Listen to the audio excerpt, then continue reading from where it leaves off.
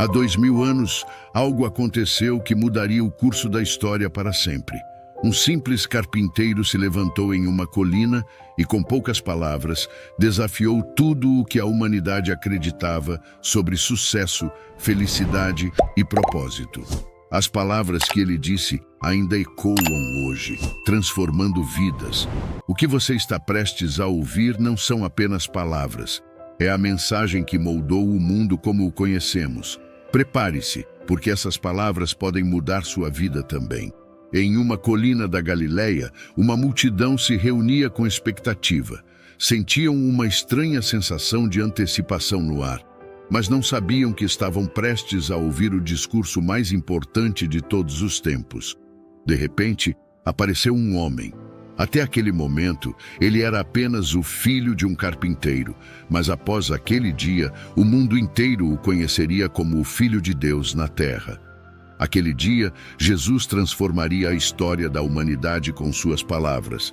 Ele pronunciou o discurso mais revolucionário até hoje, desafiou as crenças de sua época e de todas as eras, e com suas palavras redefiniu o sucesso e a felicidade. Você acha que não tem relevância após quase 2000 anos? Você está enganado. Ainda hoje continuamos fascinados. O poder das palavras desse discurso transformou a compreensão humana sobre a vida e o propósito. Em um único ensinamento, Jesus revelou o caminho para viver próximo de Deus. Prepare-se, essas palavras mudarão sua vida. Então Jesus rompeu o silêncio com suas primeiras palavras. Bem-aventurados os pobres de espírito, porque deles é o reino dos céus. Mateus capítulo 5, versículo 3. Com essas palavras, Jesus começou a trazer sua revolução ao mundo. Mas essa promessa desafia tudo o que acreditamos saber sobre o sucesso e a felicidade.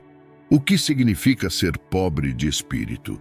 Não se trata de ser materialmente pobre, mas sim de ser humilde e reconhecer nossa necessidade espiritual.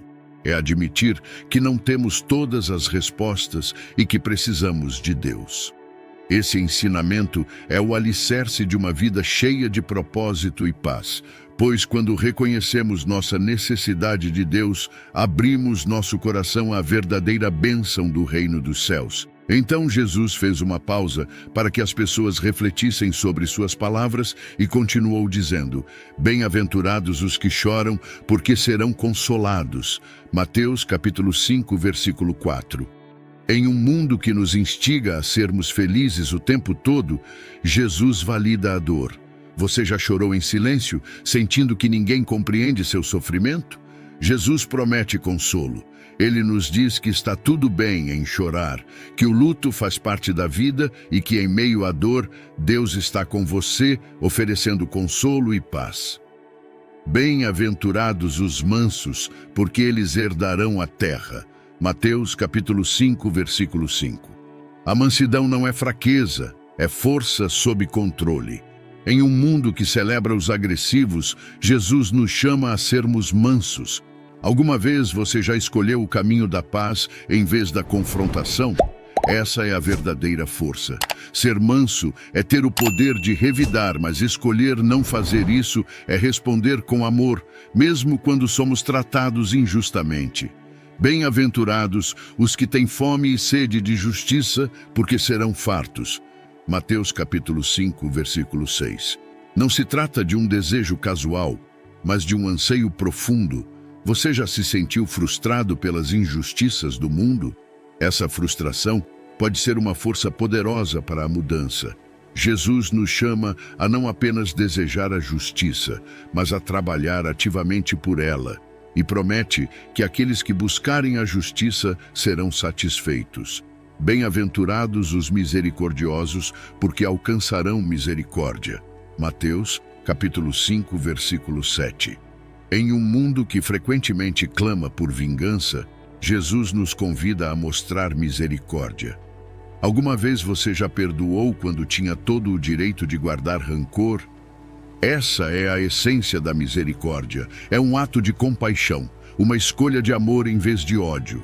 Bem-aventurados os puros de coração, porque eles verão a Deus. Mateus capítulo 5, versículo 8. Jesus nos chama à integridade, a sermos a mesma pessoa em público e em particular. A pureza de coração vai além das aparências externas. Bem-aventurados os pacificadores, porque eles serão chamados filhos de Deus. Mateus capítulo 5, versículo 9. Em um mundo cheio de conflitos, ser um pacificador é um ato de coragem. Alguma vez você já se esforçou para trazer paz em meio à discórdia? Esse é o trabalho de um verdadeiro filho de Deus. Os pacificadores constroem pontes, unem corações e refletem o amor divino. Bem-aventurados os que são perseguidos por causa da justiça, porque deles é o reino dos céus. Mateus capítulo 5, versículo 10. Seguir o caminho da justiça muitas vezes traz perseguição. Alguma vez você já se sentiu marginalizado por defender o que é certo?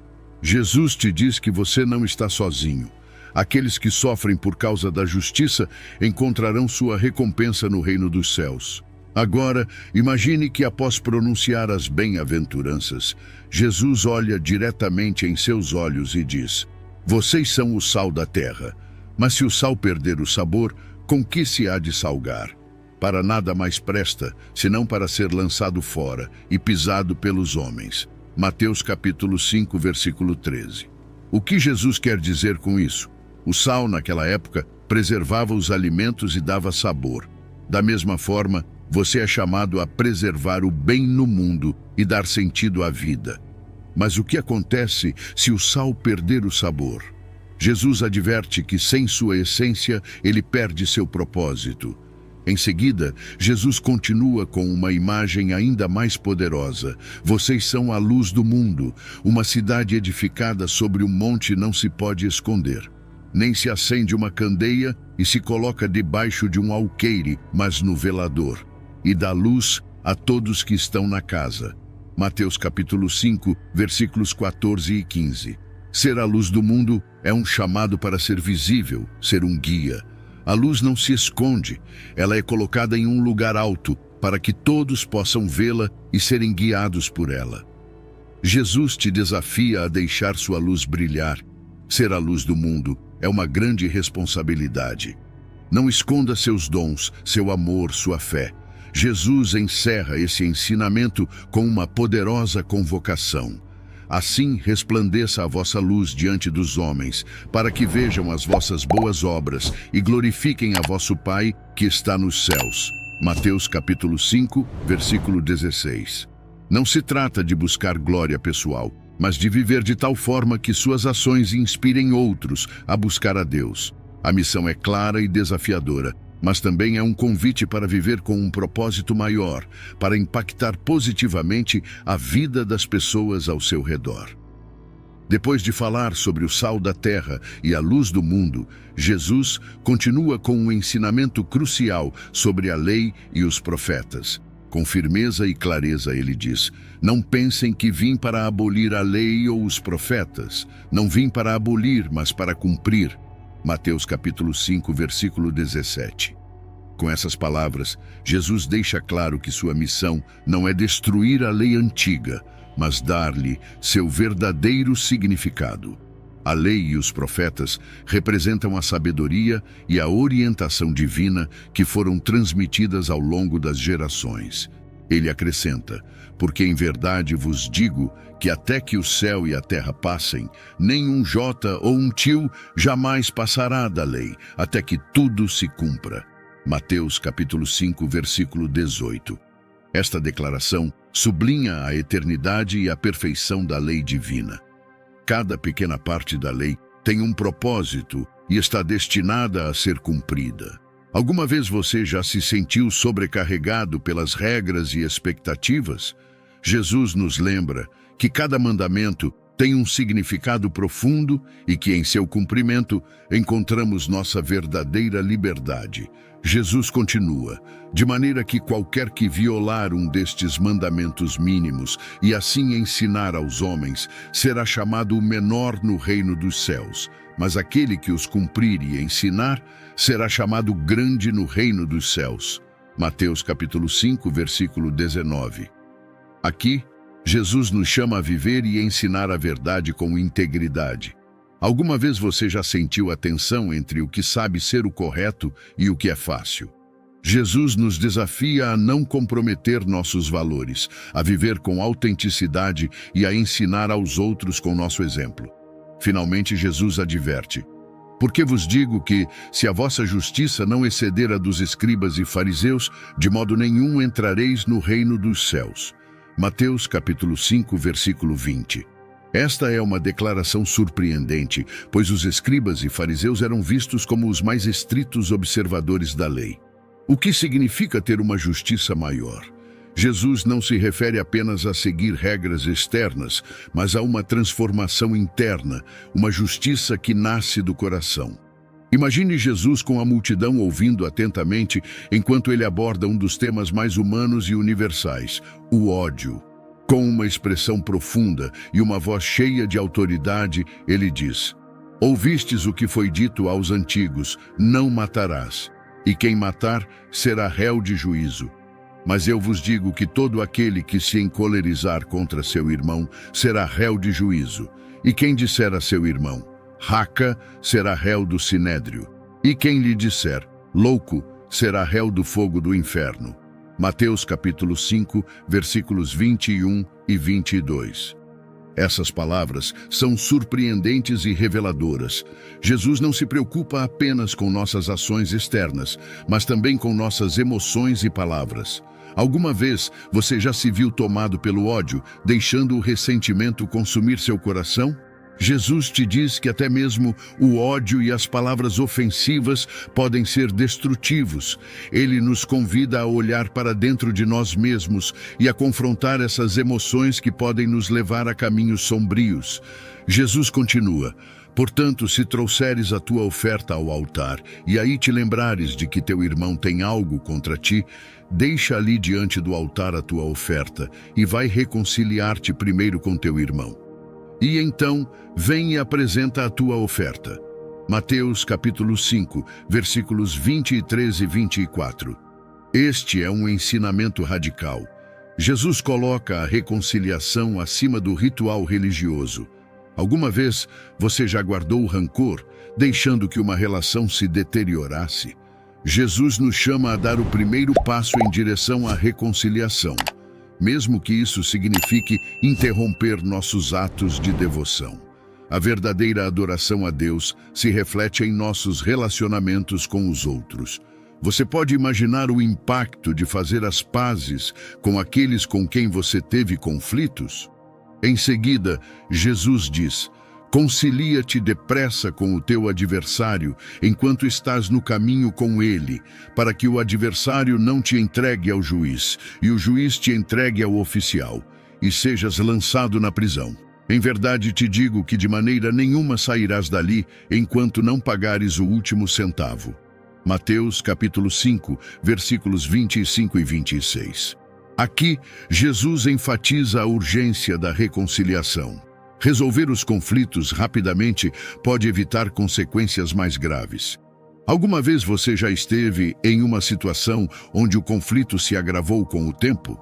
Jesus nos incentiva a agir rapidamente, a buscar a paz antes que as coisas se compliquem ainda mais.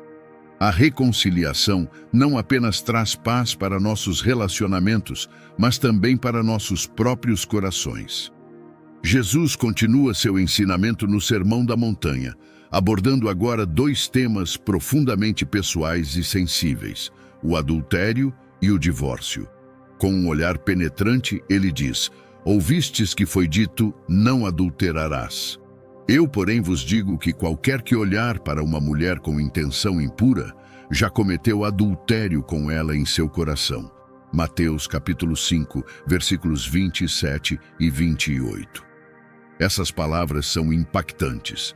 Jesus não se concentra apenas em ações externas, mas nos desejos internos.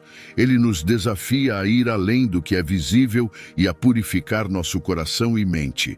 A batalha contra o pecado começa no interior, no que permitimos habitar em nossos pensamentos e desejos. Então, Jesus faz uma declaração ainda mais radical: Por isso, se o teu olho direito te faz tropeçar, arranca-o e lança-o para longe de ti, pois te convém que se perca um dos teus membros e não seja todo o teu corpo lançado no inferno.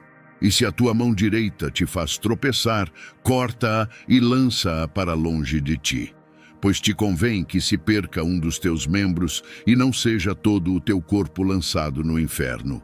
Mateus capítulo 5, versículos 29 e 30.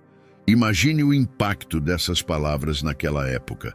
Jesus nos incita a eliminar o pecado a qualquer custo. Há coisas em sua vida que você sabe que o conduzem ao pecado.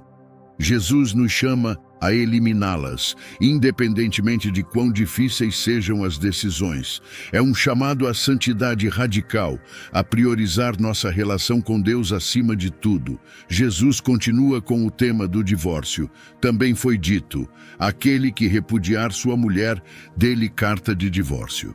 Eu, porém, vos digo que qualquer que repudiar sua mulher, a não ser por causa de infidelidade, a expõe ao adultério, e aquele que casar com a repudiada comete adultério. Mateus capítulo 5, versículos 31 e 32. Em uma época em que o divórcio poderia ser um processo simples e comum, Jesus sublinha a seriedade do casamento. O casamento não é apenas um contrato, mas um pacto sagrado diante de Deus. As palavras de Jesus nos desafiam a ver o casamento como um compromisso profundo e duradouro, onde o amor e a fidelidade são essenciais. Jesus, com um olhar cheio de compaixão e uma voz firme, continuou com uma mensagem ainda mais revolucionária. Ouvistes que foi dito: amarás o teu próximo e odiarás o teu inimigo. Eu, porém, vos digo: amai os vossos inimigos, bendizei os que vos maldizem, fazei bem aos que vos odeiam e orai pelos que vos perseguem. Mateus capítulo 5, versículos 43 e 44. Imagine ouvir essas palavras há mais de 2000 anos, em um mundo onde a vingança era a norma. Jesus nos pede algo radical: amar nossos inimigos. Alguma vez você já sentiu rancor ou desejo de vingança? Jesus te desafia a transformar esse ódio em amor, para que sejais filhos do vosso Pai que está nos céus, porque Ele faz nascer o seu sol sobre maus e bons, e faz chover sobre justos e injustos. Pois, se amardes os que vos amam, que recompensa tereis? Não fazem os publicanos também o mesmo? E se saudardes somente os vossos irmãos, que fazeis demais? Não fazem os gentios também o mesmo? Mateus capítulo 5, versículos 45 a 47. Deus ama a todos, sem exceção, e Jesus nos convida a amar da mesma forma que Deus ama, incondicionalmente e sem reservas, tanto aos justos quanto aos injustos. Amar aqueles que nos amam é fácil, mas Jesus nos chama a um amor maior. Amar até mesmo aqueles que nos odeiam. Esse é o chamado de Jesus, alcançar a perfeição no amor, e ele conclui dizendo: sede vós, pois, perfeitos, como é perfeito o vosso Pai Celestial. Mateus capítulo 5, versículo 48. Após abordar esses temas, Jesus direciona sua atenção para duas práticas fundamentais da vida espiritual: a esmola e a oração. Com um olhar cheio de compaixão e autoridade, ele diz: guardai-vos de praticar a vossa justiça diante dos homens, para serdes vistos por eles. Doutra sorte não tereis galardão junto de vosso Pai que está nos céus. Quando, pois, deres esmola, não toques trombeta diante de ti, como fazem os hipócritas nas sinagogas e nas ruas, para serem louvados pelos homens. Em verdade vos digo que já receberam o seu galardão. Mas quando tu deres esmola, não saiba a tua mão esquerda o que faz a tua direita, para que a tua esmola seja dada em segredo, e teu Pai, que vê em segredo, te recompensará publicamente. Mateus capítulo 6, versículos 1 a 4. Aqui, Jesus nos ensina que a verdadeira generosidade é interna, não depende das aparências externas. Discreta e sincera, a recompensa de Deus é muito mais valiosa do que qualquer aplauso humano. Depois, Jesus aborda a oração. E quando orardes, não sereis como os hipócritas, porque eles gostam de orar em pé nas sinagogas e nos cantos das ruas, para serem vistos pelos homens. Em verdade vos digo que já receberam o seu galardão. Mas tu, quando orares, entra no teu quarto e, fechando a tua porta, ora a teu pai que está em secreto. E teu pai, que vê em secreto, te recompensará publicamente. Mateus capítulo 6, versículos 5 e 6. A oração é uma comunicação íntima com Deus. Ele nos convida a buscar momentos de intimidade com Deus, longe dos olhares alheios a sós. E é aqui que Jesus nos entrega a oração mais poderosa de todas. Pai nosso, que estás nos céus, santificado seja o teu nome. Venha o teu reino, seja feita a tua vontade, assim na terra como no céu. O pão nosso de cada dia nos dá hoje. Perdoa-nos as nossas dívidas, assim como nós perdoamos aos nossos devedores. E não nos deixes cair em tentação, mas livra-nos do mal, pois teu é o reino, o poder e a glória para sempre. Amém. Mateus capítulo 6, versículos 9 a 13. Jesus nos entrega, nesse Sermão da Montanha, a maravilhosa oração do Pai Nosso, que abrange todos os aspectos da vida: adoração, submissão à vontade de Deus, provisão diária, perdão e proteção contra o mal. Jesus traz a mesma reflexão sobre o jejum.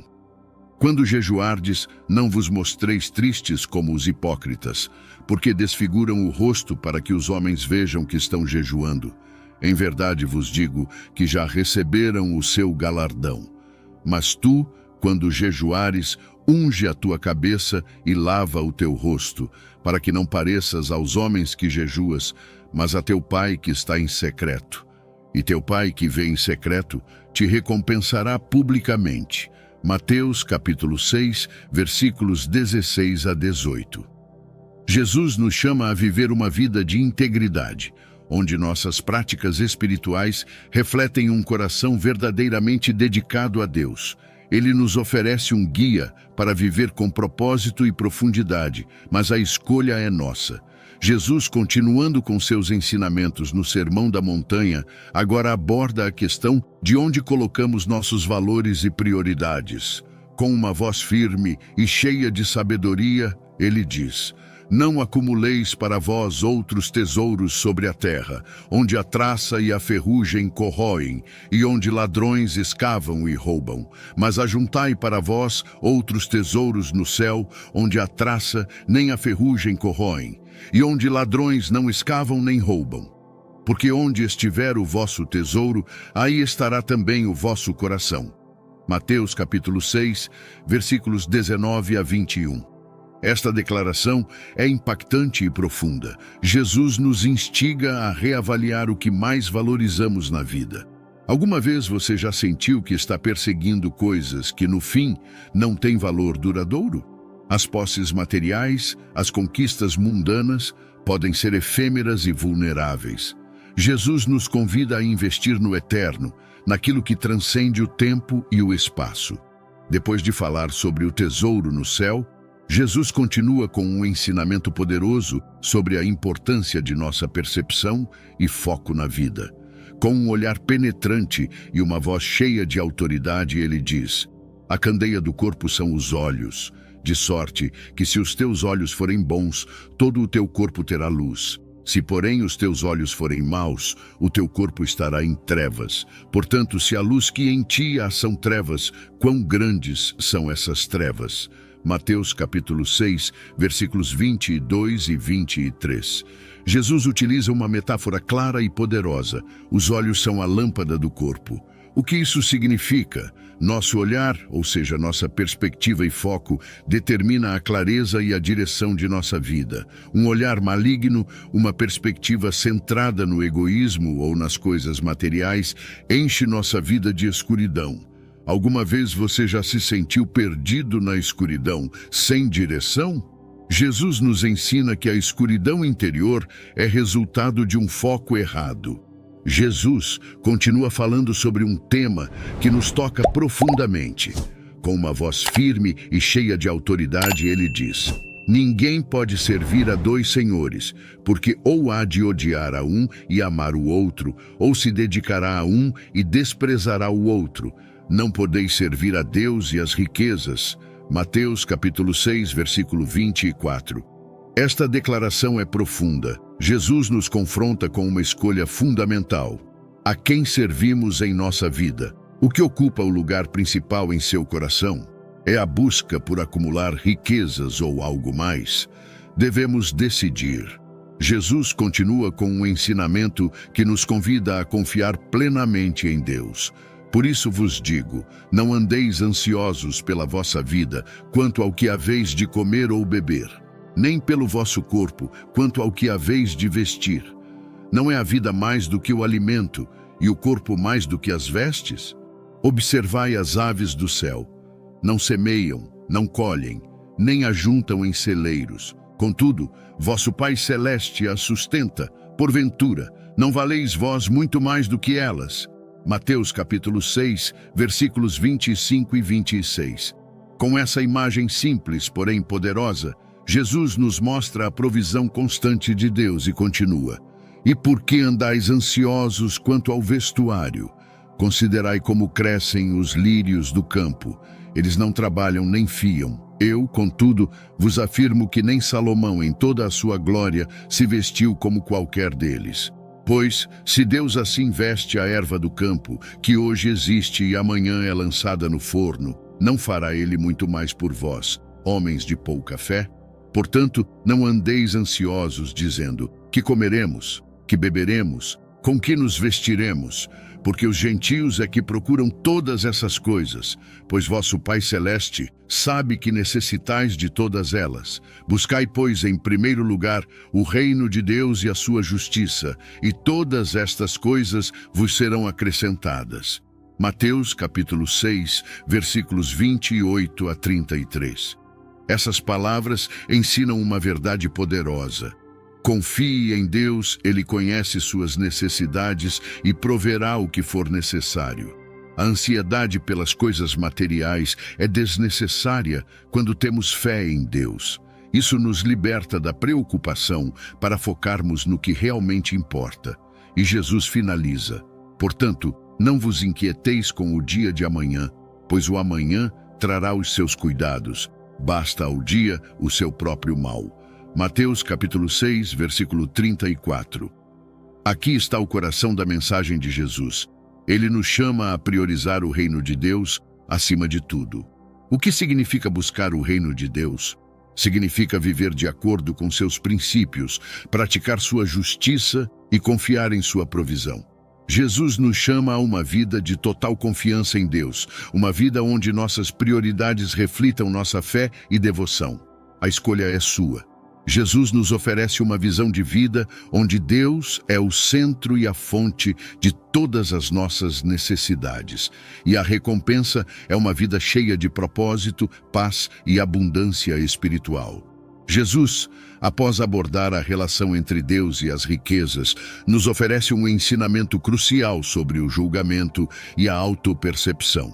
Com uma autoridade indiscutível, ele diz: não julgueis para que não sejais julgados, pois com o critério com que julgardes, sereis julgados, e com a medida com que tiverdes medido, vos medirão também.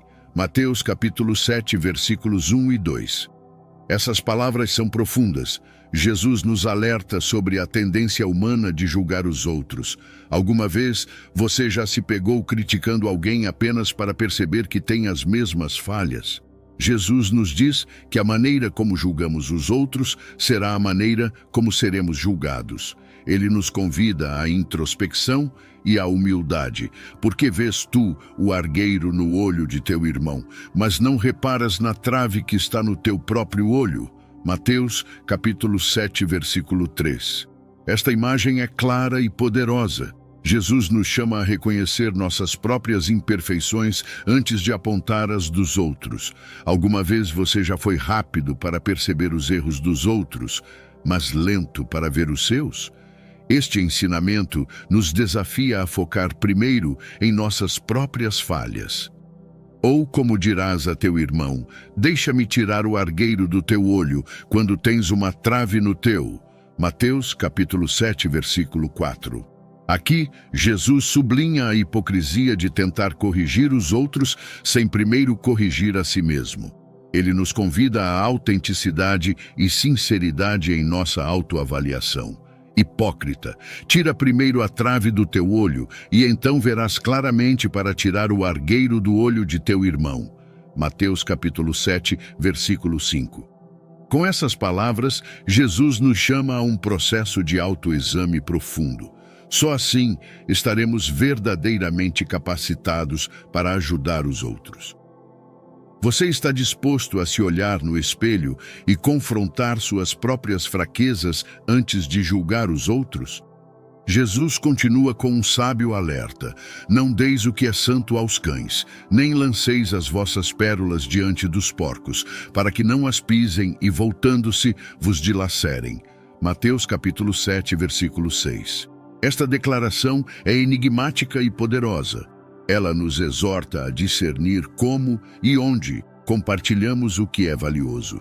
Alguma vez você já compartilhou algo sagrado ou valioso apenas para que fosse desprezado? Jesus nos chama a sermos sábios e cuidadosos com o que compartilhamos e com quem compartilhamos. Nem todos estão prontos ou dispostos a receber as pérolas de sabedoria ou os tesouros espirituais que possuímos. Imagine Jesus cercado pela multidão, erguendo a voz com uma promessa épica e surpreendente: pedi e dar-se-vos-á, buscai e achareis, batei e abrir-se-vos-á, pois todo o que pede recebe, o que busca encontra, e a quem bate abrir-se-lhe-á.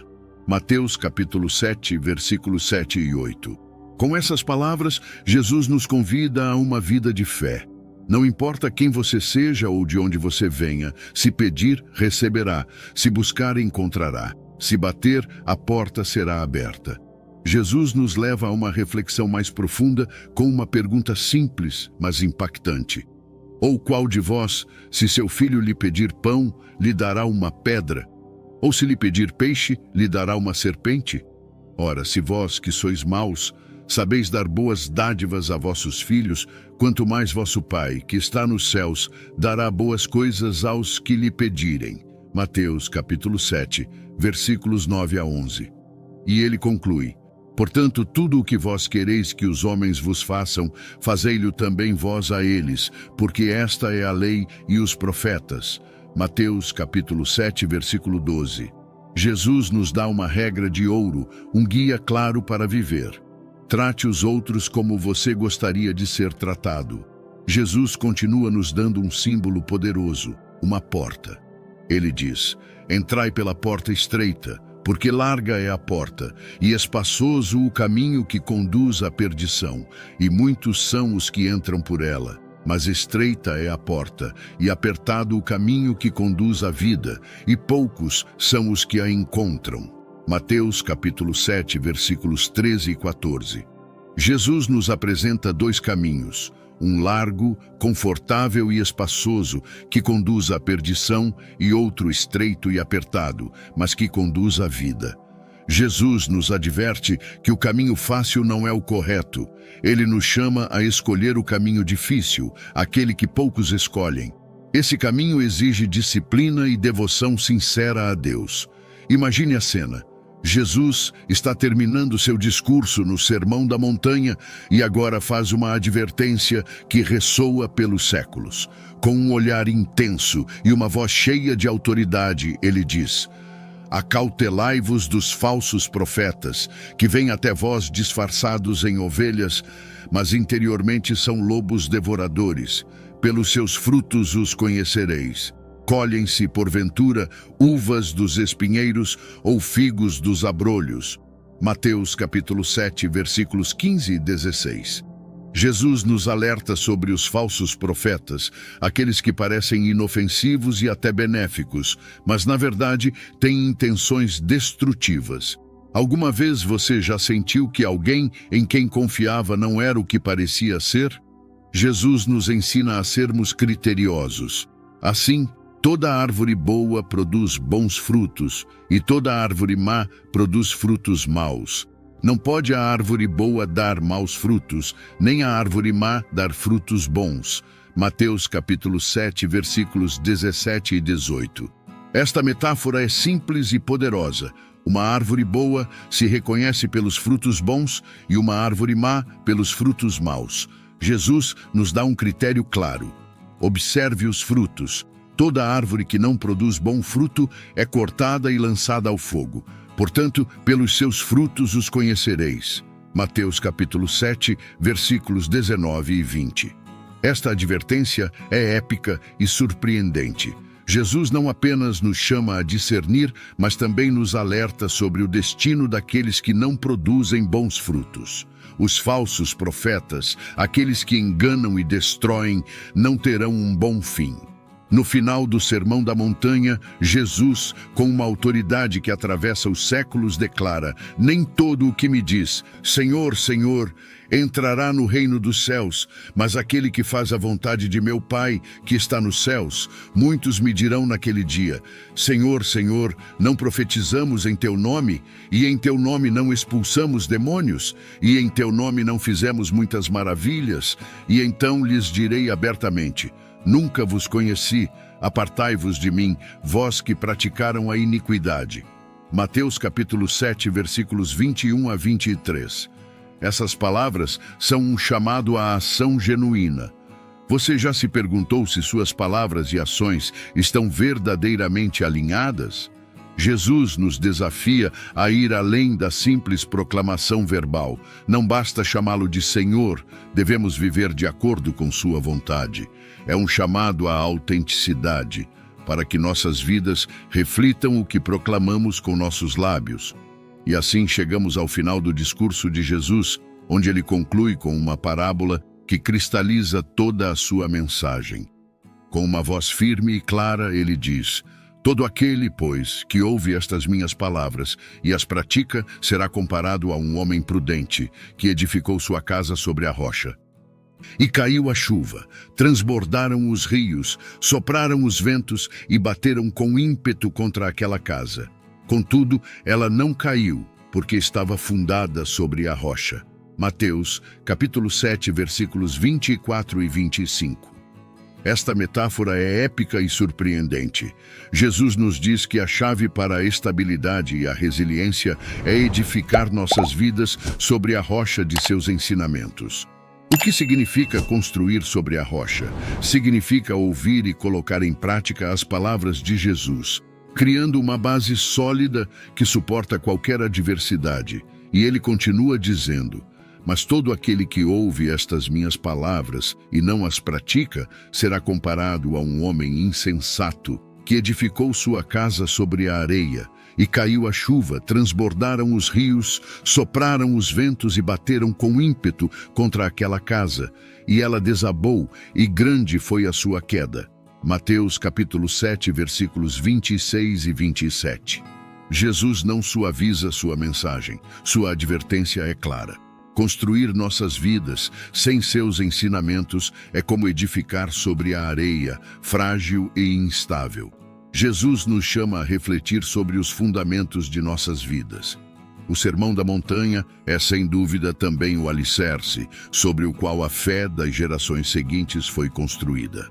Hoje, as palavras de Jesus continuam vivas. Elas nos convocam a uma vida mais profunda, mais autêntica, mais próxima de Deus. Então você está pronto para deixar que essas palavras mudem sua vida? Porque naquele dia, na Galileia, Jesus não apenas falou, ele transformou o coração humano para sempre. Mas é nossa responsabilidade compartilhar sua mensagem, levá-la à nossa comunidade.